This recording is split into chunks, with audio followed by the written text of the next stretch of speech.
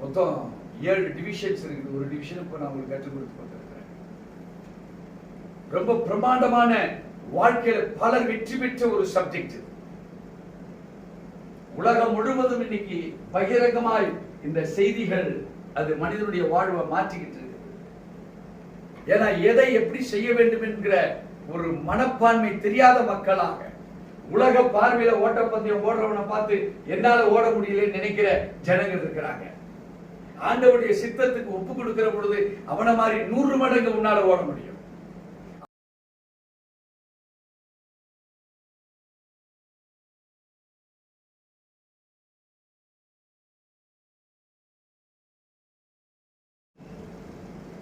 கர்த்தருடைய பரிசுத்த நாமத்திற்கு மகிமை உண்டாவதாக.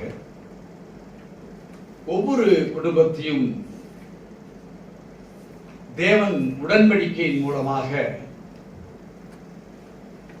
குடும்பத்தை ஆசீர்வதித்து அவர் வழி நடத்துகிறார். தேவனுடைய உடன்படிக்கையின்படி ஒரு மனிதனுடைய வாழ்வு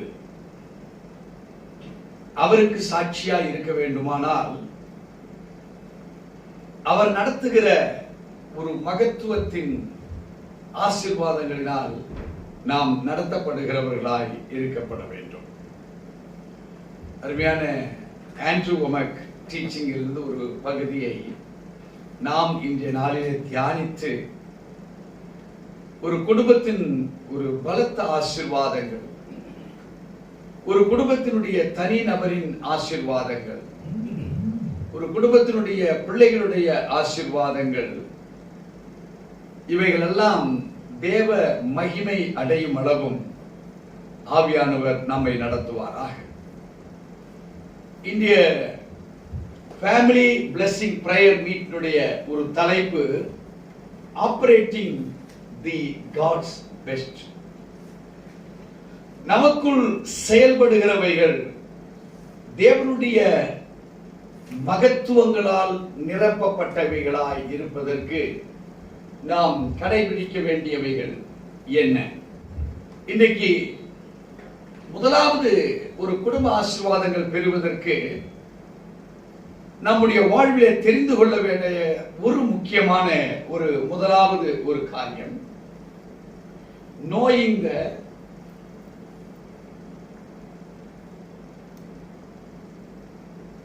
will of God.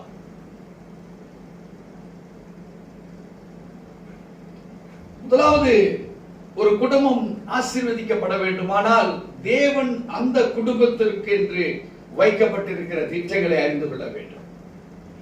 ஒரு நல்ல ஒரு சபையின் விசுவாசி சபையிலே நடக்கக்கூடிய காரியங்களை குறித்து அறிந்து கொள்ளுகிறவனாயிருப்பான். இப்போ அறிந்து கொள்ளுவது என்ன? To feel the will of the God.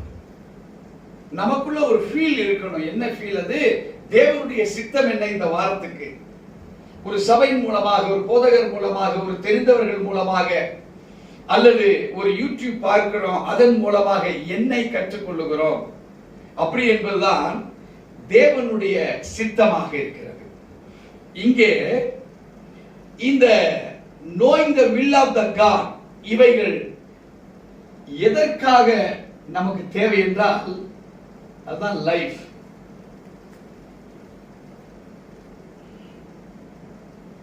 Life என்பது அப்படின்னு சொன்னா ஜீவன் சொல்லலாம், வாழ்க்கை என்று சொல்லலாம், வழிமுறைகள் என்று சொல்லலாம், தேவைகள் என்று சொல்லலாம், பலப்படுத்துகிற காரியங்களுடைய வெளிப்பாடு என்று சொல்லலாம். இவைகளெல்லாம் லைஃப் என்கிற ஒரு பதத்தின் கீழாக வருகிறது. அருமையான தேவச்சனமே, ஒருவேளை ஒரு வேலைக்கு போறோம், we need a life today. எதற்கு? அந்த வேலை எனக்கு ஜீவன் உள்ளதா இருக்கணும், அந்த வேலை எனக்கு பிரயோஜனம் உள்ளதா இருக்கணும், அந்த வேலையை நான் மனப்பூர்வமாக செய்வதாக இருக்கணும், அந்த வேலை நிமித்தம் எனக்கு ஒரு மகிமையான ஒரு ஆசீர்வாதங்கள் கிடைப்பதாக இருக்க வேண்டும். என் வேலை நிமித்தம் என் குடும்பத்துல போய் அந்த வேலையை பத்தி நான் சாட்சியா சொல்லணும். என் குடும்பம் அந்த சாட்சியை கேட்கிற பொழுது அவர்களுக்கு அந்த சாட்சி ஒரு ஜீவனை கொடுக்கிறதாக அது அமையப்பட வேண்டும். அருமையான தேவச்சனமே, இது நம்ம இஷ்டத்துக்கு என்று நாம் நினைப்பதை காட்டிலும் தேவ சித்தம் என்ன என்பதை நாம் அறிவோமானால் அதுதான் the God's best operation இருக்கும். அது எத்தனை பேர் விசுவாசிக்கிறீங்க? ஏன்னா நம்ம நோக்கங்கள் நமக்கு தெரியாது. நமக்கு விரோதமா என்ன நடக்குது, நமக்கு விரோதமா யார் செயல்படுகிறா, இவைகள் எல்லாம் நம்மளால அறிந்து கொள்ள முடியாது. வாழ்க்கை ஒரு போர்க்களம் தான், ஒரு போராட்டம் தான். அது உலகத்துல ஜெயிக்கிற ஒரு ஜெயம் தான். அது ஒரு குடும்பமா ஜெயிக்கணும்னா அப்பா சொல்றது அம்மாவுக்கு பிடிக்காது, அம்மா சொல்றது அப்பாவுக்கு பிடிக்காது, அவங்க ரெண்டு பேரும் அட்ஜஸ்ட் பண்ணி சொன்னா பிள்ளைகளுக்கு பிடிக்காது, பிள்ளைகள் சொல்றது அப்பாவுக்கு பிடிக்காது. காரணம் ஒன்று எக்ஸ்பீரியன்ஸ், இன்னொன்று ஏஜ், இன்னொன்று கலாச்சாரம், இன்னொன்று சூழ்நிலைகள், இன்னொன்று சந்தர்ப்பங்கள், ஒவ்வொருத்தருடைய தனித்தனித்துவமான ஆசைகள், இவைகள் எல்லாம் வேறுபட்டு இருப்பதனால ஒரு குடும்பத்தினுடைய ஆசீர்வாதங்கள் சிதறப்படுகிற நிலையை நாம் பார்க்கிறோம். ஒருவேளை அப்படியே கூடி ஒன்னா வாழ்ந்தாலும் ஒன்னு பாதி அட்ஜஸ்ட்மெண்ட், பாதி வெறுப்பு தான். ஆனால் if it is being operated by God's best operation என்று சொல்லி நாம் நம்மை ஒப்பு கொடுப்போமானால் அங்கே தேவ சித்தத்தை அறியும்படி தேவன் நமக்கு இறங்குகிறவராயிருக்கிறார். மாத்திரமல்ல, இந்த லைஃப் எப்படிப்பட்டதா இருக்கு, நம்மளை டிஸ்கவர் பண்ண வைக்கிறாரு. அந்த லைஃப் நமக்கு டிஸ்கவர் ஆகுது. அது மூடப்பட்டு இருக்குது. அதை நமக்கு தெளிவுபடுத்தி இது இப்படிதான் என்னுடைய வில் என்று சொல்லி நமக்கு கற்றுக் கொடுக்கிறவராக இருக்கிறார். அது டிஸ்கவர் பண்ணுவது மாத்திரமல்ல, நம்மை அதிலே ஊடுற நடந்து போக செய்கிறார். walk through it. அதன் வழியாய் நடந்து போகவும் செய்கிறார் தேவன். சோ அவருடைய சித்தத்தை அறிந்து நடத்தப்படுகிற ஒரு குடும்பம் தான் பரலோகத்திலே செய்யப்படுவது போல இந்த பூமியில் அவங்களால செய்ய முடியும். ஏனென்றால் இங்கே அதிகமான போராட்டங்கள் நிமித்தம் நல்ல சிந்தனை கூட நம்மளால செயல்படுத்த முடியாது. ஒரு நல்லதுக்காக ஒரு காரியத்தை சொல்லுவோமானால் அதை பின்பற்றுகிறவர்கள் இன்னைக்கு உலகத்தில் இல்ல. காரணம் ஏன்னு கேட்டீங்கன்னா, அவங்க சொந்த சித்தத்துல டைம் இல்ல, போக வேண்டியது இருக்குது, இங்க இருக்குது, அங்க போக வேண்டியது, உடம்பு சரியில்லை, பல பிரச்சனைகளை குறித்து நம்முடைய வாயின் வார்த்தைகள் அதுக்கு ஏற்றபடி வருகிறது. ஆனால் ஆண்டவருடைய அந்த சித்தத்தை அறிந்து கொண்டு ஒரு மனிதன் வாழ்வானால் அது ஜீவனுக்குண்டான அதிபதியாக அவன் மாறுகிறான். அவனே யாரா மாறினான்? ஜீவனின் ஒரு அதிபதியாய் மாறுகிறான். ஏனென்றால் தேவன் எல்லா ஜீவராசிகளுக்கும் அவர் அதிபதியாய் இருக்கிறார். அந்த சாயல நம்ம இடத்துல நாம் பெறுகிற பொழுது நாம் யாரா மாறுகிறோம்? நாமும் ஜீவனின் அதிபதியாய் மாறுகிறோம். இந்த ஜீவனை நாம் என்னைக்கு டிஸ்கவர் பண்ணின அடுத்த second we can walk through that life. நம்முடைய வேதம் நமக்கு என்ன சொல்லுகிறது? 1 தெசலோனிக்கேயரின் புஸ்தகம் 1 தெசலோனிக்கேயரின் புஸ்தகம் 5ஆம் அதிகாரம் 18வது வசனத்தை வாசிக்க கேட்போம். எல்லாவற்றிலேயும் ஸ்தோத்திரம் செய்யுங்கள். அப்படி செய்வதே கிறிஸ்து இயேசுவுக்குள் உங்களை குறித்து தேவனுடைய அது சித்தமாயிருக்கிறது. இங்கே வேதம் சொல்லுகிறது, not thanking for everyone.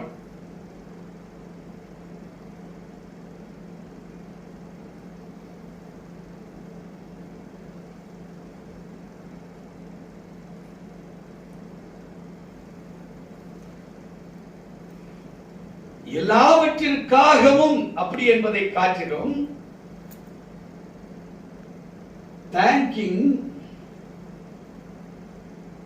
in everything. இது ரெண்டுக்கும் வித்தியாசம். இங்கே வேதம் நமக்கு தெளிவாய் ரொம்ப சூட்சமமா சொல்லிக் கொடுக்கிறது. எல்லாவற்றிலேயும் ஸ்தோத்திரம் செய்யுங்கள். எல்லாவற்றிற்காகவும் அப்படின்னு சொல்லல. புரியுதுங்களா? எல்லாவற்றிலேயும் என்றால் thanking in everything, not thanking for everything. இதுக்கும் ஏகப்பட்ட வித்தியாசம் இருக்கு. அவங்க வந்ததுக்காக நான் ஸ்தோத்திரம் சொல்ல, அவங்க ஏற்றுக்கொண்டு இதை அனுபவிப்பதற்காக தேவனிடத்தில் வந்திருக்காங்களே. சோ வந்திருக்கிற எண்ணம் என்பது வேற, ஆனா வந்திருப்பதை தேவனுக்கு என்று குறித்தாதான் தேங்கிங் இன் எவரிதிங். இன்னைக்கு கிறிஸ்தவ வாழ்க்கையில பல போராட்டங்கள் ஏன் கேட்டா, they thank for it, they don't thank in it. இந்த இன் என்கிற பதம் பல காரியங்களை நமக்கு வலியுறுத்துகிறது. இங்கே சொன்னார், ஆண்டவர் சொன்னார், there is life in the will of the God. இந்த life should be discovered and walk through it. இப்போ வேதம் சொல்லுகிறது, எல்லாவற்றிலேயும் ஸ்தோத்திரம் செய்யுங்கள், அப்படி செய்வதே கிறிஸ்து இயேசுவுக்குள் உங்களை குறித்த அது தேவனுடைய சித்தமாக இருக்கிறது. இப்போ கிறிஸ்ட் ஆண்டவர் நமக்கு ஒரு ஃபேமிலியில முன்மாதிரியாய் வைக்க சொன்னார். கிறிஸ்துனுடைய பிறப்பிலிருந்து நாம் பார்ப்போமானால், அன்னை மரியாள் திருமணம் ஆவதற்கு முன்பாகவே கர்ப்பவதியாக, ஊர்ல உள்ளவ உலகத்துல உள்ளவ என்னென்ன பழிச்சொல் சொல்லியிருப்பான். இருக்குமா இருக்காதா? கணவனையே பார்க்கல சார், ஆவியினாலே தேவ சித்தத்தின்படி கர்ப்பம் விடுறாங்க அந்த அம்மா. கல்யாணம் நிச்சயம் தான் ஆயிருக்கு. இப்போ தேவச்சனமே தூதன் சொன்ன மாத்திரத்துல அவை அதை ஏற்றுக்கொண்டாளா இல்லையா? இங்கே அதைத்தான் வேதம் சொல்லுகிறது, எல்லாவற்றிலேயும் ஸ்தோத்திரம் செய்யுங்கள். உங்க வாழ்க்கையில ஒரு அவமானம் வருமானால், நீங்க தேங்கிங் இன் எவரிதிங் உள்ள ஒரு மனிதனாக வாழ்வீர்களானால், அது தேவனுடைய சித்தம் என்று உணர்ந்து, நீங்க ஒரு பிரச்சனையில கூட மாட்டி இருப்பீங்க, அத நீங்களா கூட மாட்டி இருப்பீங்க. ஆனா அது தேவன் அனுமதி இல்லாம நீங்க போக முடியாது. இதுதான் போயிட்டோம், பிரச்சனை தான் போயிட்டோம். பட் அதை நினைச்சு கவலைப்படுவதை காட்டிலும் தேங்கிங் இன் எவரிதிங். ஆண்டவரே நன்றிப்பா. சாமி என்னாங்க, ஆமா பிரதர், உடம்பு சரியில்லாம ஹாஸ்பிட்டல் சேர்த்து ஒரு ஆளு கூட 58 லட்சம் ரூபாய் செலவு பண்ணாங்க நேற்றுக்கு ஆபரேஷன், இன்னைக்கு சாயந்தரம் ஆள் காலி. அதான் அந்த 58 லட்சம் நஷ்டமாச்சு. எனக்கு ஒண்ணுமே இல்லை, எனக்கு உடல் நல்லா இருக்கு, எல்லாம் நல்லா இருக்கு, எனக்கு எந்த பிரச்சனையும் இல்லை. நஷ்டமும் ஆகி ஆளு இல்ல, அது நல்லதா? நஷ்டமாச்சு, ஆள் தெம்பா இருக்கிறோம் நம்ம. இதுதான் ஜீவன். இப்போ ஆண்டவர் இங்க சொல்றாரு, உங்களை சிந்திக்க சொல்லுகிறார். இந்த அதிகாரத்துல 1 தெசலோனிக்கர் 5ஆம் அதிகாரத்திலே அவர் நமக்கு சில காரியங்களை சிந்திக்கும்படி 16 24 வரையில் நாம் வாசிக்க வேண்டியது. இது உள்ள அவ்வளவு ரகசியத்தை உள்ள வச்சிருக்கிறார் வசனம். எப்பொழுதும் சந்தோஷமாயிருங்கள், இதை விடாமல் இடம் கொடாமல். அப்படின்னா என்னன்னா, ஒரு கவலை வரும், ஒரு கண்ணீர் வரும், ஒரு பிரச்சனை வரும், ஒரு போராட்டம் வரும், அதுக்கு இடம் கொடுக்காதீங்க. அதுக்கு இடம் கொடுத்தீங்கன்னா உங்களால் ஜெபத்தை நிறுத்திடுவீங்க. ஸ்தோத்திரம் செய்கிற அனுபவம் ஒரு கிறிஸ்தவன் யாருக்கு இருக்குதோ, நம்ம பாடுறோம், வாழ்த்தும் போதும் துதிப்பே, தாழ்த்தும் போதும் துதிப்பே, நெருக்கத்திலே துதிப்பே, பிறவெருக்கும் போதும் துதிப்பே, நன்றி நன்றி என்று நன்றி நன்றி என்று நாள் முழுதும் துதிப்பே, நாதா உமை துதிப்பே. சோ நம்முடைய வாழ்வு எப்படி இருக்கப்பட வேண்டும்? இடை விடாமல் ஜெபம் பண்ணுகிறவர்களாய் இருக்கணும். எப்படி? அது எப்பொழுதும் சந்தோஷத்தோட கூட. எவ்வளவு போராட்டங்கள் இருந்தாலும் எந்த குடும்பம் ஒரு சந்தோஷத்தோடு கூட ஜெபிக்கிறதோ அந்த குடும்பம் ஆசீர்வதிக்கப்படும். கடந்த சில மாதங்களாக ஒரு குடும்பத்தில் போராட்டம் தான். அந்த போராட்டத்தில் பிசாசு என்ன பண்ணிட்டா, தாய், தகப்பன், கணவன், மனைவி, பிள்ளைகளை பிரித்து போட்டான். எனக்கு தெரியாது. நான் ஒரு நாள் அவங்களுடைய போன் எடுத்து பேசுறேன், எனக்கு எப்படி இருக்க குடும்ப வாழ்வு அப்படின்னு கேட்டேன். ஐயோ, பிரிந்து போய் பெரிய பிரச்சனையா கிடக்குது, ஒன்னும் சேர முடியல. நான் சொன்ன வில் ஆஃப் த காட் என்ன தெரியுமான்னு நான் கேட்டேன். தேவனுடைய சித்தம் என்ன தெரியுமான்னு கேட்டேன். உங்களுக்கு 1000 மனஸ்தாபங்கள் இருக்கட்டும், 1000 போராட்டங்கள் இருக்கட்டும், 1000 பிரச்சனைகள் இருக்கட்டும், ஆண்டவருடைய வார்த்தை சொல்கிறது சந்தோஷமாயிருங்கள், நீங்கள் எப்பொழுதும் இடைவிடாமல் ஜெபம் பண்ற உங்க அனுபவம் எங்க போச்சு? பிரிஞ்சு போச்சு. நான் சொன்ன இன்னைக்கு உங்க ஃபேமிலி பிரேயரை ஸ்டார்ட் பண்ணுவீர்களானால், ஒரு கம்பெனி இருக்கு, ஒரு ஸ்டாஃப் மீட்டிங்கை ஸ்டார்ட் பண்ணுவீர்களானால், ஒரு வேலை ஸ்தலத்தினுடைய கோட்பாடுகள் இருக்குது, அந்த கோட்பாடுகளை குறித்து கற்றுக் கொடுக்க நாம் ஆரம்பிப்போமானால், ஒரு வேலையின் துவக்கம் வித் எ பிரேயர், ஒரு சந்தோஷத்தோடு கூட சமாதானத்தோடு கூட, அதுல பிரச்சனை இருக்கு தெரிஞ்சாலும் வேதம் சொல்லுகிறது அவருடைய வார்த்தைகள் எப்பொழுதும் சந்தோஷமாயிருங்கள், இடைவிடாமல் செபிக்கிறவர்களா நாம் இருக்க வேண்டும், எல்லாவற்றிலேயும் ஸ்தோத்திரம் செய்யுங்கள். அப்படி செய்வதே கிறிஸ்து இயேசுவுக்குள் உங்களை குறித்த, இப்ப சொல்லுங்க, என்னை குறித்த தேவனுடைய சித்தமாயிருக்கிறது. அப்போ வாழ்வு எங்க இருக்குன்னா, knowing the will of the God. இந்த சித்தம் என்பது ஸ்தோத்திரம் செய்கிற ஒரு சித்தம் இருக்கிறது என்றால் அது பரலோகத்தின் சித்தமா தான் இருக்கிறது, தவிர உலக சித்தம். உலக சித்தம் என்ன? ஒரு இடிஞ்சு போச்சுன்னா அவ்வளவுதான், தலையில் துண்டை போட்டுக்கிட்டு உலகத்தானுடைய வாழ்வு தற்கொலைக்கு நேராக போகிறது. கடந்த 1.5 ஆண்டுகளுக்கு முன்பாக ஒரு செய்தி, அந்த செய்தியில என்ன செய்தின்னு கேட்டீங்கன்னா, தகப்பனார் 2-3 நாட்களாகவே குடும்பத்துல கொஞ்சம் பிரச்சனையில இருந்தார். குடும்பத்துக்கு அவருக்கு பிரச்சனை இல்லை, வெளியே தன்னுடைய பிசினஸ்ல ஏற்படுத்தியிருக்கிற சில போராட்டங்கள், அந்த போராட்டங்கள் மனுஷனை தாங்கல. எல்லாரையும் கூப்பிட்டு வச்சு உட்கார வச்சு எல்லாரோட டீயை சாப்பிட்டார், காஃபியை சாப்பிட்டார். அடுத்து டிஃபன் வரப்போகுது, உள்ள போனா டிஃபன் போட்டு அப்பான்னு கூப்பிடுறாங்க, காணும். கதவை அவர் போட்ட சும்மா சாத்திரப்படிதான் இருக்குது, உள்ள திறந்து பார்த்தா தூங்கிட்டு இருக்காரு.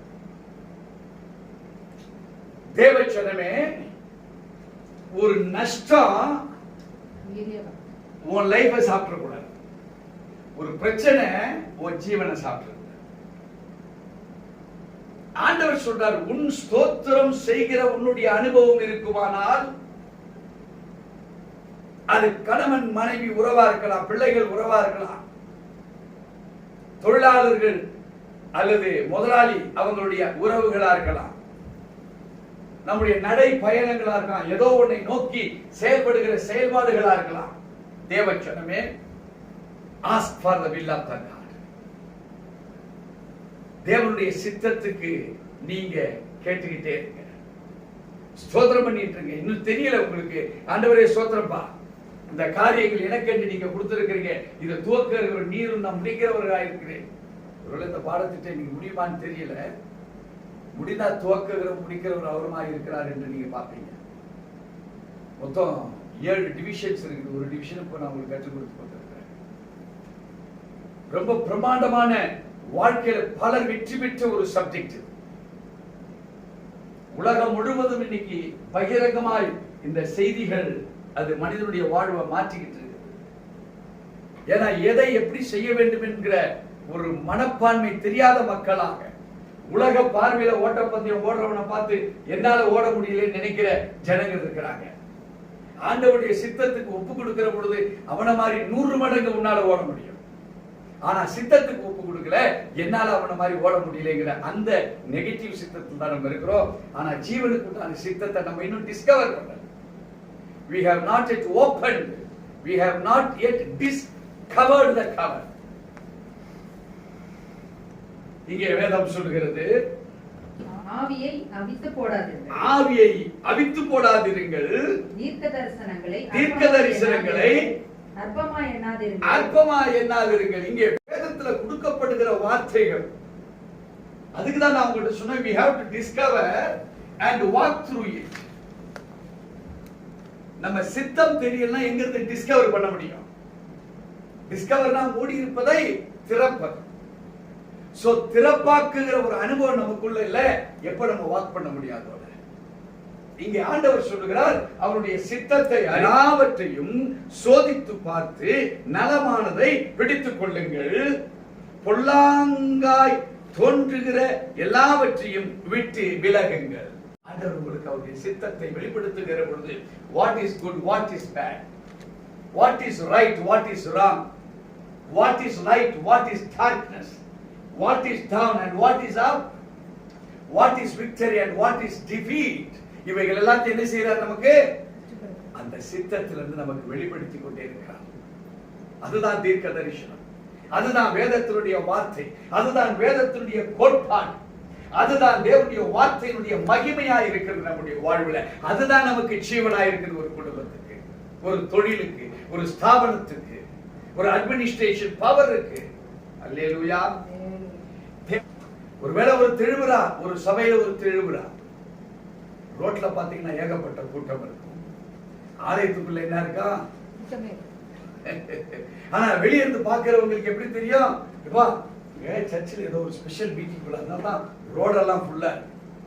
அங்க போய் பார்த்தா ரோட்ல இருக்கிற கூட்டத்தை விட ஒரு 5% கூட உள்ள இருக்காது. So knowing the will of the God forms a life in an individual person, in a family, in an organization, in an administration. தேவஜனமே, இங்கே வேதம் நமக்கு தெளிவாய் சொல்லுகிறது, பொல்லாங்காய் தோன்றுகிற எல்லாவற்றையும் விட்டு we have to move apart. தேவனுடைய சித்தத்தை தவிர, அந்த சித்தத்தை அறிந்த பிற்பாடு உங்க வாழ்க்கையில வரக்கூடிய இடையூறுகள் உங்களுக்கு தெரிய வருமா, தெரிய வராம போயிருமா? அது தெரிய வரும். because we are walking through the will of God. தேவஜனமே, வாசிக்க கேட்போம். சமாதானத்தின் தேவன் தாமே, சமாதானத்தின் தேவன் தாமே உங்களை முற்றிலும் பரிசுத்தமாக்குவாராக, உங்களை முற்றிலும் பரிசுத்தமாக்குவாராக.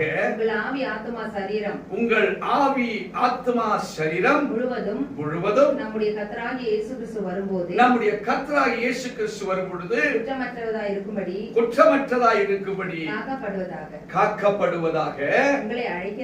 உங்களை அழைக்கிறவர் உண்மையுள்ளவர், அப்படியே செய்வார். அவர் அப்படியே செய்வார். எத்தனை பேர் விசுவாசி? எப்போ அப்படியே செய்வார்? நமக்கு அவருடைய சித்தத்தின்படி நிறைவேற்றுகிறவனாய் இருப்போமானால். தேவஜனமே, இந்த குடும்பம் தான் வெற்றி பெறும். ஏனென்றால் 24வது வசனம் சொல்லுகிறது, உங்களை அழைக்கிறவர் உண்மையுள்ளவர், அவர் அப்படியே செய்வார். இரண்டாவது ஒரு முக்கியத்துவத்தை நாம் பார்க்க போகிறோம். இதிலே நிறைய இருக்கு, மெடிடேட் பண்ண வேண்டியது. நான் வசனத்தை மாத்திரம் எழுதி போடுறேன். எபிரேயர்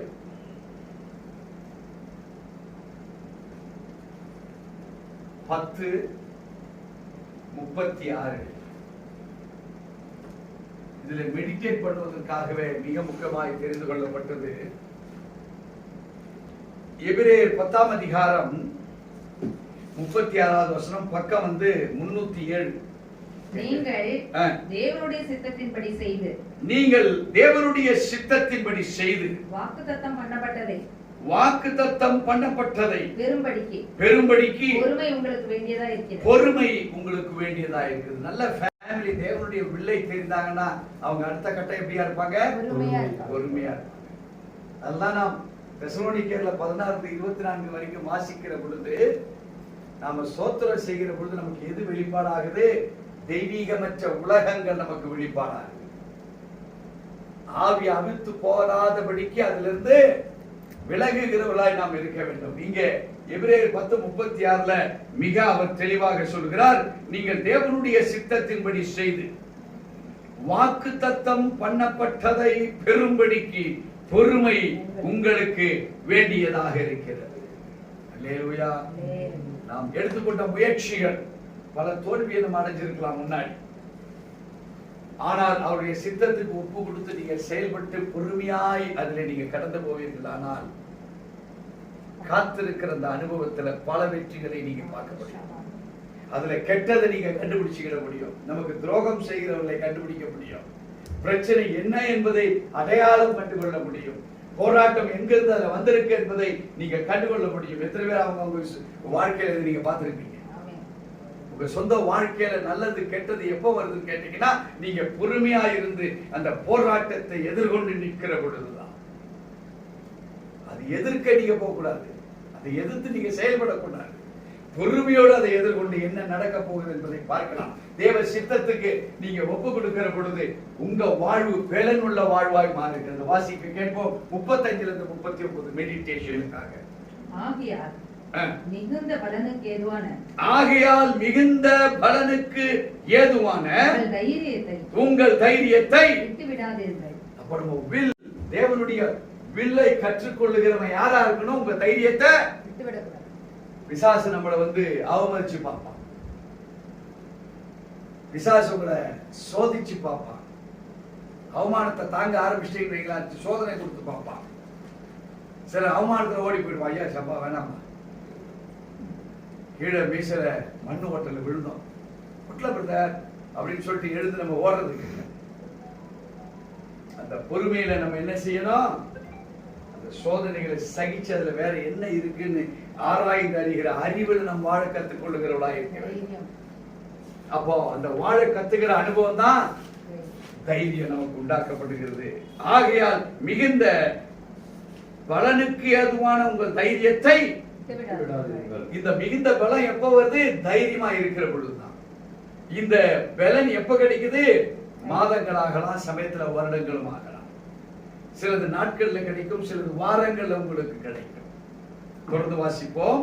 நீங்கள் தேவனுடைய சித்தத்தின்படி செய்து வாக்குத்தத்தம் பண்ணப்பட்டதை பெறும்படிக்கு பொறுமை உங்களுக்கு வேண்டியதா இருக்கிறது. வருகிறவர் இன்னும் கொஞ்ச காலத்தில் வருவார், தாமதம் பண்ணார்.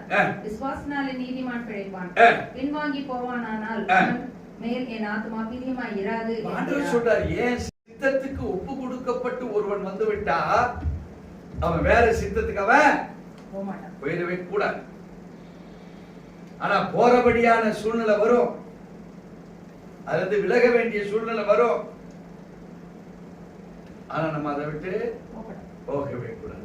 ஏன்னா வேதம் சொல்லுகிறது, ஒரு நீதிமான் எதனாலே பிழைப்பான்? விசுவாசத்தினாலே அந்த நீதிமான் பிழைப்பான். எந்த விசுவாசம்? அவருடைய வில்ல நான் தெரிஞ்சுக்கிட்டேன், அந்த வில்லுல தான் லைஃப் இருக்கு. அந்த லைஃப்ல டிஸ்கவர் பண்ணும் போதுதான் தேவனோட நான் நடக்க முடியும். அவன்தான் விசுவாசம். அவன்தான் விசுவாசத்தை தேவன் மேல் வைக்கிறார். அவனதான் ஆண்டவர் சொல்றார் நீதிமான். ஒருவேளை முடிவடைவதற்குள்ளாகவே இந்த காரியம் இப்படி, அந்த காரியம் அப்படி நம்ம நடந்து போவோமானால், தேவ ஜனமே, ஆண்டவர் சொல்றாரு, நீங்க ஆகையால் மிகுந்த பலனுக்கு ஏதுவான உங்கள் தைரியத்தை விட்டுவிடாதிருந்து நீங்கள் தேவனுடைய சித்தத்தின்படி செய்து வாக்குத்தத்தம் பண்ணப்பட்டதை பெரும்படிக்கு பொறுமை உங்களிடத்தில் வேண்டியதா இருக்கிறது. இட் இஸ் நீடட் என்று சொல்லுகிறார் ஆண்டவர். இந்த காத்திருப்பு எப்படி அவசியம்? It is needed. அது நமக்கு தேவை என்று வேதம் சொல்லுகிறது. தொடர்ந்து வாசிக்க கேட்போம். விசுவாசத்தினால் நீதிமான் பிழைப்பான், பின்வாங்கி போவானானால் அவன் மேல் என் ஆத்துமா பிரியமாய் இராது என்கிறார். அவன் மீது தேவனுடைய ஆத்துமா அது எப்படி இருக்குமா? அது பிரியமாக இராது. தொடர்ந்து வாசிக்க கேட்போம். நாமோ கெட்டு போக பின்வாங்குகிறவர்களாய் இராமல், நாமோ கெட்டு போவதற்கு பின்வாங்குகிறவர்களாய் இராமல் ஆத்துமா ஈடேற விசுவாசிக்கிறவர்களாய் இருக்கிறோம். விசுவாசிக்க வேண்டியவர்களாய் நாம் இருக்கிறோம். தேவ ஜனமே, உன் ஆத்மா, உனக்குள் இருக்கிற உன் ஆத்மா அது வெற்றி பெறுவதற்காக தேவன் வைத்திருக்கிறார். எந்த ஆத்மாவும் தோல்விக்காக வைக்கல, எந்த ஆத்மாவும் பலவீனம் அடையும்படி அவர் வைக்கல. கிறிஸ்து இயேசு தன்னை ஒப்பு கொடுக்கிற பொழுது அப்பா என்று கூப்பிடுகிற முதல் சிலுவையின் வார்த்தை கடைசியிலும் அப்பா என்று சொல்லுகிறார். தேவச்சனமே, அவர் முடிந்தது என்று சொல்லுகிற வார்த்தை அப்படின்னா என்னன்னா, நீங்களும் முடிந்தது என்று சொல்லுகிற பக்குவப்பட்ட மனிதர்களாய் நீங்கள் இருப்பதற்கு தான். என் ஆவியை உங்களுடைய கரத்திலே ஒப்பு கொடுக்கிறேன் என்று சொன்ன தேவன் என்னன்னா, நான் தோற்று போகல ஆண்டவரே, உங்க சித்தத்தை நான் செய்து முடிச்ச. இன்னைக்கு நம்முடைய வாழ்க்கையில் ஒரு சின்ன காரியம், ஒரு பலத்த காரியம், ஒரு கஷ்டமுள்ள காரியம், ஒரு பலனுள்ள ஒரு வெற்றி பெறுகிற காரியம், இவைகளை நாம சிந்தித்து செயல்படுகிறோம். ஆனா ஆண்டவர் எதிர்பார்க்கிறது ஒரு சின்ன காரியமா இருந்தாலும் ஒரு பெரிய காரியமா இருந்தாலும் எல்லாவற்றிலும் ஸ்தோத்திரம் செய்கிறவர்களாக, ஆவியை அவிழ்த்து போடாதபடிக்கு இருக்கிறவர்களாக, எல்லாவற்றுக்கும் தேவனுடைய சித்தத்துக்கு ஒப்பு கொடுக்கப்பட்டவர்களாக, அழைத்தவர் உண்மையுள்ளவர், அவர் முடிவு பரியந்தம் என்னை நடத்திடுவார் என்கிற நீதிமானின் ஒரு விசுவாசத்தை கொண்டு பிழைத்து பின்வாங்கி போவானானால் அவன் மேல் என் ஆத்மா பிரியமா இராது என்று சொன்னாரே என்று சொல்லி நீங்க அவரோடு கூட நடக்கிறவர்களாய் நீங்கள் இருப்பீர்கள். walk through the will of the God இருப்பீர்களானால் உங்க குடும்பம், உங்க வியாபாரம், உங்க கையின் பிரயாசங்கள் எது எது உங்களுக்கு கொடுக்கப்பட்டிருக்கிறதோ, give thanks in everything, don't thank for everything. ஒரு நன்றி நீங்க ஃபார் எவ்ரிதிங் எடுத்தா உங்களுக்கு நல்லது நடந்ததுக்கு மாத்திரம் தான் தேங்க் பண்ணுவீங்க. Not thanking for everything, thanking in everything. இது ரெண்டுக்கும் வித்தியாசம். இன் எவ்ரிதிங்னாக்கா அதற்குள்ளாக அதை நன்றி சொல்லி அனுபவிப்பது. ஒரு கஷ்டம் வந்தது, அதுக்கும் நன்றி சொல்லி நீங்க அனுபவிக்க பாருங்க. கிறிஸ்து இயேசு அப்படிதான் கஷ்டம் வந்தாலும் அதை அனுபவித்தார். அதனாலதான் வெற்றியை பார்த்தார். ஃபுல் பவர்டு ஜீவன் அவருக்கு கிடைக்கப்பட்டது. உண்மையா பொய்யா? உலகத்தில் இருந்ததை காட்டிலும் இப்ப ஃபுல் பேக்டு டிவைனா மாறினார் அவர் உயிர்த்தெழுகிற பொழுது.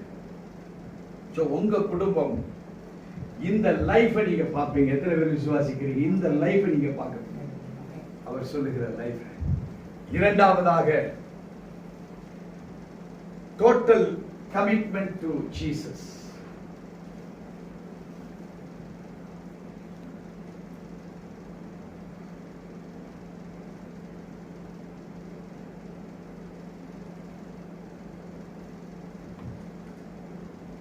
டோட்டல் கமிட்மெண்ட், அதுல எந்த விதமான குறை கிடையாது.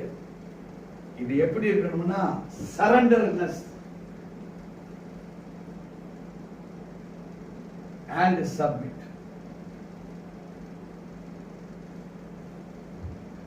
நம்மளை தாழ்த்தி எல்லாம் நீங்க தான் ஆண்டவர் அப்படின்னு சொல்லி ஒப்புவிக்கிற ஒரு அனுபவம். நிறைய பேர் சரண்டர் பண்ணுவாங்க, தானே கொடுப்பாங்க ஆண்டவர்கிட்ட, ஆனா சப்மிட் பண்ண மாட்டாங்க. என்ன சொல்றாரு இப்ப ஆண்டவர், தம்பி அந்த பேனா அங்க வைக்காதப்பா, பேனா தூக்கி தூர போட்டுப்பாங்க. ஆனா எனக்கு பேனா மேல பிரியம். நான் இப்ப ஆண்டவர்கிட்ட சரண்டர் ஆகிற, அவர் சொன்னதால அந்த பேனாவை எடுத்துட்டேன். இப்ப எடுத்து இப்படி வச்சுக்கினா இது அவருக்கு தெரியாது, யாருக்கும் தெரியாது நான் நினைச்சுக்கிறேன். இப்போ ஆண்டவர் பாக்குறாரு, எல்லாரும் அதை பார்த்துட்டு இருக்கிறாங்க ஆண்டவர் சொன்னதை.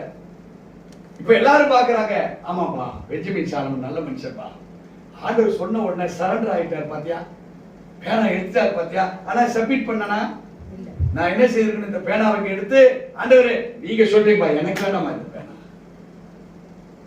இப்ப என்கிட்ட ஏதாவது இருக்குதா? இது செய்வான், சப்மிட் பண்ண மாட்டான்.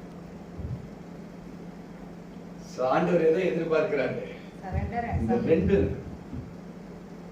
இந்த ரெண்டு யாரு இருக்குது? இப்போ என்ன இப்படி ஒரு உதாரணம் சொல்லலாம். இதுல ஒரு 100 சாக்லேட் இருக்கு, ஒருத்தட்ட கொடுக்குறேன் நான். இந்த 100 சாக்லேட்டும் உனக்கு தான் அம்மான்ற.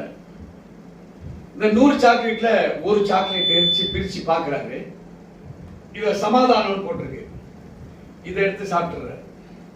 மீதி சாக்லேட்லாம் எனக்கு வேண்டாம்னு வச்சிருக்காரு. இன்னொரு சாக்லேட்ல நீ பணக்காரன் போட்டிருக்கு, இன்னொரு சாக்லேட்ல நீ விசுவாசம் உள்ளவன்னு போட்டிருக்கு, இன்னொரு சாக்லேட்ல நீ நீதிமான்னு போட்டிருக்கு, இன்னொரு சாக்லேட்ல நீ என்னோடு நடக்கிறவன் என்று போட்டிருக்கு, இன்னொரு சாக்லேட்ல என்னை நம்புவதனால் நீ செழிப்பானவன் போட்டிருக்கு. ஆனா இவன் ஒரு சாக்லேட்டை மாத்திரம் சாப்பிட்டு திருப்தி அடைஞ்சிட்டு மிச்சம் இதை பத்தி அவன் பார்க்கவே இல்லை, இதை பத்தி அவன் நினைக்கவே இல்லை.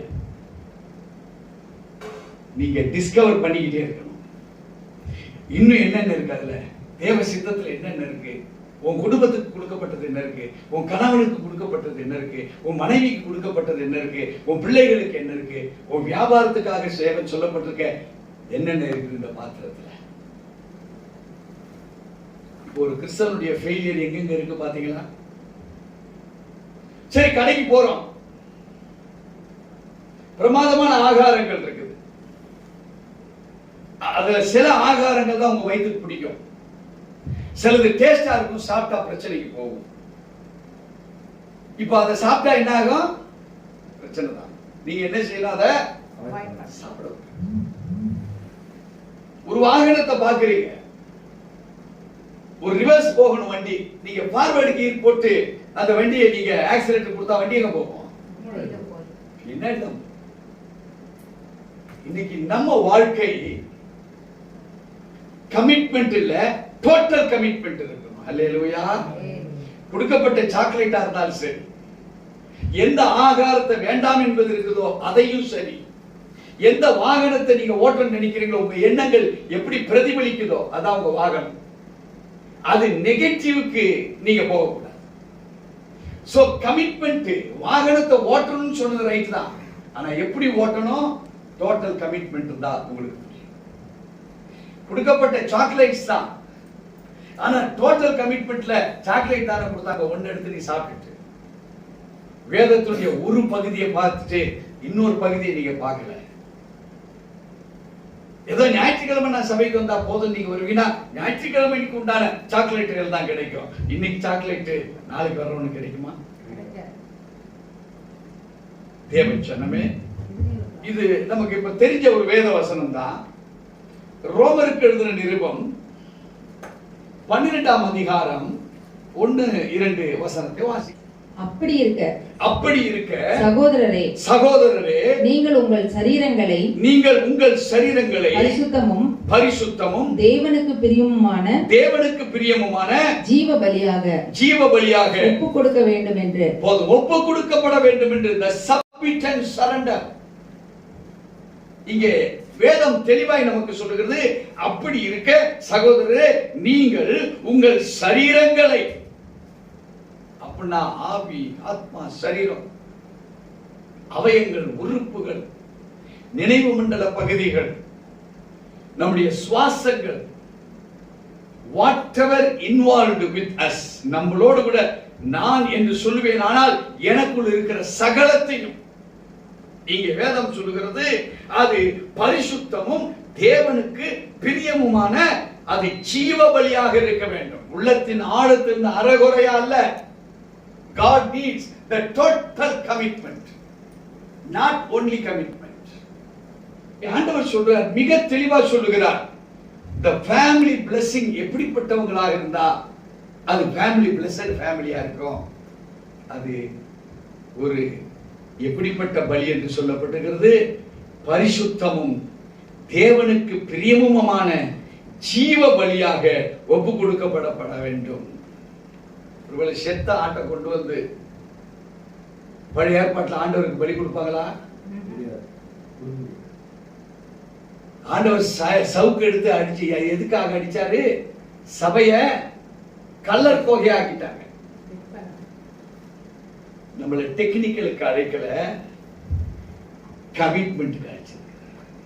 சொல்லுங்க, என்ன கமிட்மெண்ட்டுக்கு ஆண்டவர் அழைச்சு. அதைத்தான் வேதம் சொல்லுகிறது. அப்போ இதுவே நீங்கள் செய்யத்தக்க புத்தி உள்ள ஆராதனை. தேவனுக்கு என்று அவருடைய சாட்சியாய் அவருடைய சித்தத்தை அறிந்தா பத்தாது. You have to commit to the Lord. You have to surrender yourself to the Lord. You have submitted totally with a commitment to the Lord Jesus Christ. 24 மணி நேரம் கொடுக்கப்பட்டிருக்கு. நல்ல உறக்கம், நல்ல ஆகாரம், நல்ல Dress, மேக்கப்புக்கு எடுத்துக்கிற டைம், தேவனோடு இருக்கிற உறவுல. ஏன்னா மேக்கப் சாட்டிஸ்ஃபை ஆகிற வரைக்கும் அந்த மேக்கப் என்ன பண்றான்? போட்ட சாரி ஃபைனலா கட்டி முடிச்சாச்சு, கிளம்பலான்ட்டு திடீர்னு ஒரு தாட்டு, அந்த கலர் வேண்டாம். அடுத்த செகண்ட் என்ன செய்யும்? கை கழட்டிட்டு வேற சாரியை மாட்டு. தேவ ஜனமே, தேவன் நம்மோடு பல விதமான காரியங்களை பேசியிருக்கிறார். எதை நாம் அணுகிறோம், எதை நாம் அடாப்ட் பண்ணுகிறோம், எதை நாம் அக்செப்ட் பண்ணுகிறோம், எந்த அட்வைஸ் நம்ம கேட்டுக்கொள்கிறோம். So God's advice, you accept it and adopt that. So தேவன் கொடுக்கிற அந்த ஆலோசனையை அதை என்ன பண்றீங்க, அக்செப்ட் பண்ணுகிறீங்க. அக்செப்ட் பண்ணா பத்தாது, அதை அடாப்ட் பண்ணும். அடாப்ட் என்பது கிரியையாக மாறுகிறது. It becomes as work. அந்த குடும்பம் தான், அந்த வியாபாரம் தான், அந்த கையின் பிரயாசங்கள் தான் ஆசீர்வதிக்கப்படும். ஏன்? அது உலகத்துக்கு ஒத்த வேஷம் அல்ல, அது தேவனுடைய சித்தமா இருக்கிறது. வாசிக்க கேட்போம் இரண்டாவது வசனத்தை. நீங்கள் இந்த பிரபஞ்சத்திற்கு ஒத்த வேஷம் தெரியாமல் தேவனுடைய நன்மையும் பிரியமும் பரிபூர்ணமான சித்தம் இன்னதென்று பகுத்தறியத்தக்கதாக உங்கள் மனம் புதிதாகிறதுனாலே மறுரூபமாகுங்கள். ஆண்டவர் சொல்றார், there will be a transformation within yourself. ஏன்? நீங்கள் அல்ல, உள்ள இருக்கிறவர் யாரு? பரிசுத்த ஆவியானவர். உங்களை ஜீவாதார பலியாய் நீங்கள் ஒப்பு கொடுக்கிற பொழுது உங்களுக்கு ஆட்டோமேட்டிக்கா இந்த உலகத்துக்கு ஒத்த வேஷம் நம்ம இந்த உலகத்துல நடக்க மாட்டோம். பரலோக சித்தத்தை இன்னதென்று பகுத்தறியத்தக்க அறிந்து கொள்ளுகிற தேவ ஞானம் நமக்குள்ள வரும். நீதிமொழிகள் 3ஆம் அதிகாரம் 13வது வசனத்தை வாசித்து பார்த்தீங்கன்னா, ஞானத்தையும் அவரை அறிகிற அறிவு, அந்த அறிவுல விருத்தியாகிறவன் பாக்கியவான் என்று போடப்பட்டிருக்கு. அதை கண்டடைகிறவன் மனுஷன் யாராக போடப்பட்டிருக்கு? பாக்கியவான் என்று போடப்பட்டிருக்கு. இந்த உலகத்தின்படி அல்ல. இந்த உலகத்தை கண்டறிஞ்சினா உலகத்தில் இருக்கக்கூடிய டாஸ்மாக் எங்க இருக்குன்னு தெரியும், சினிமா தியேட்டர் எங்க இருக்குன்னு தெரியும். உலகத்தை அறிந்தீங்கன்னா மெடிக்கல் ஷாப் எங்க இருக்குன்னு தெரியும். அங்கே சமாதானத்தை அறிந்து கொள்ள முடியுமா? பாக்கியத்தை அறிந்து கொள்ள முடியுமா? அதெல்லாம் டெம்பரவரின்னு சொல்றாரு. But not a commitment, a total commitment is required for your family, for an individual. முதல்ல நான் சமாதானமா இருக்கணுமே, அப்பதான் நான் மத்தவங்கள்ட்ட பேச முடியும். நான் கோபத்தில் இருந்தா யார்கிட்ட பேசுவேன்? நான் வருத்தத்தில் இருந்தா யார்கிட்ட பேசுவேன்?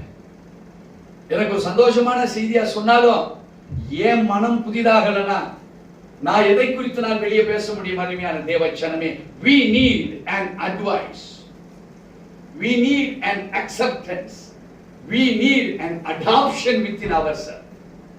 So who counsels, what counsel we adopt என்பது is very very very important. வேற தெய்வீகமற்றது ஏதாவது நமக்குள் நுழையுமானால் அது ஜீவ பலியும் கிடையாது, மறுரூபமாக்கப்படுகிற ஒரு புதுமையும் அங்கே கிடையாது. தேவஜனமே, let us meditate. கொலோசியர் 1:9 மெடிடேட் பண்ணி நாம் முடிப்போம். இது நிமித்தம் நாங்கள் அதை கேட்ட நாள் முதல் உங்களுக்காக இடைவிடாமல் ஜெபம் பண்ணுகிறோம். நீங்கள் எல்லா ஞானத்தோடும் ஆவிக்குரிய விவேகத்தோடும் அவருடைய சித்தத்தை அறிகிற அறிவினாலே நிரப்பப்படவும். நீங்கள் நிரப்பப்படுவதற்காக அழைக்கப்பட்டிருக்கிறீங்க. So knowing the will of the God brings the life unto you. Thereby you discover what is what. When you discover, you walk through the will of the God through the life. There is commitment which is not sufficient. God requires the total commitment to the Lord Jesus Christ. The commitment involves not only surrender but submission too. அது மாத்திரமல்ல, the advice, the acceptance and adoption. இவைகள் தான் இங்கே வேதத்திலே சொல்லப்பட்டிருக்கிறது. இது நிமித்தம் நாங்கள் அதை கேட்ட நாள் முதல் உங்களுக்காக இடமிடாமல் ஜெபம் பண்ணுகிறோம். தேவஜனமே, நமக்கு ஒரு பொறுப்பு கொடுக்கப்பட்டிருக்கிறது. தேவ சித்தத்தின்படி எந்த கிறிஸ்தவன் செய்யாதவனாய் இருக்கிறானோ அவனுக்காக நம்ம ஜெபம் பண்ண வேண்டியது தேவனுடைய வில்லாக. இன்னைக்கு பெரும்பாலும் கிறிஸ்தவர்கள் தங்களுக்காக ஜெபிக்கிறவர்களா இருக்கிறாங்க. ஒருவேளை நாட்டுக்காக ஜெபிப்பான், அது ஒரு கஸ்டமைஸ்டு ஜெபமா இருக்கு, ஒரு ஃபார்மாலிட்டி ஜெபமா இருக்கு, ஒரு மேண்டேட்டரி ஜெபமா இருக்கு. இது மூணையும் தூக்கி போட்டுட்டு அட்வைஸ், அக்செப்ட் அண்ட் அடாப்ஷன், தேவனுடைய சித்தம் தான் அவர் கொடுக்கிற அட்வைஸ் நமக்கு. அதை நீங்க அக்செப்ட் பண்ணிக்கிறவங்களா இருக்கிறீங்களான்னு ஆண்டவர் பார்க்கிறார். அப்பதான் உங்க மனம் புதிதாகிறதுனால நீங்க மறுரூபமாக்கப்படுவீர்கள். இதை பெற்றுக்கொண்ட இந்த அடாப்ஷன் தான் உங்களை ஜீவ பலியாக தேவ சமூகத்தில் உங்களை ஒப்பு கொடுக்கப்பட வைக்கிறது. அதைத்தான் சொல்லுகிறார், இது நிமித்தம். இப்ப இதை நீங்க கேட்டிருக்கிறீங்களா? சபைக்கு வராதவங்களுக்காக ஜெபிப்பீங்களா? சபை நிரம்புவதற்காக ஜெபிப்பீங்களா? இத மேண்டேட்டரி என்று ஜெபிக்க போறீங்களா, அல்லது என் கடமை என்று ஜெபிக்க போறீங்களா, அல்லது அது தேவனுடைய சித்தமா இருக்கிறது என்று சொல்லி நீங்க ஜெபிக்க போறீங்களா? அப்படி ஜெபிச்சா the life, the discover and walking through the will of the God, நீங்க செயல்படுகிற ஒரு தேவ பிள்ளையாய் மாறுவீங்க. தேவ ஜனமே, இத விட்டுட்டு நாம் கேவாஸ் கிறிஸ்தவனா இருக்க விரும்புனீங்கன்னா அது தேவனுடைய ஜீவனுள்ள பலியாய் நாம் இருக்க முடியாது. மாய்மால கிறிஸ்தவன் லிஸ்ட் தான் நம்ம பேர். இங்கே வேதம் சொல்லுகிறது, அப்படி ஜெபம் பண்ணுகிறோம், நீங்கள் எல்லா ஞானத்தோடும் ஆவிக்குரிய விவேகத்தோடும் அவருடைய சித்தத்தை அறிகிற அறிவினாலே நிரப்பப்படுவீர்களானால். the total commitment, எதற்காக உங்களை அழைத்தாரோ அந்த அழைப்பு உங்க வாழ்வில். 1 தெசலோனிக்கேயர் 5:24. உங்களை அழைக்கிறவர் உண்மையுள்ளவர். நல்லா தெரியுங்க, நாம எல்லாரும் யாரு? இன்னும் உண்மையுள்ளவரா மாறல. அழைத்தவர் தான் உண்மையுள்ளவர். நம்ம இன்னும் மாறல, ஆனா மாறணும். அவர் சொல்றார், உங்களை அழைத்தவர் உண்மையுள்ளவர். அவர் நீங்க விசுவாசித்தீங்கன்னா அவர் எதை நினைச்சாரோ அந்த உண்மையுள்ள காரியம் உனக்குள்ள வந்துடும். உன் ஃபேமிலி ஆசீர்வாதமாக இருக்கும். எத்தனை பேர் விசுவாசிக்கிறீங்க?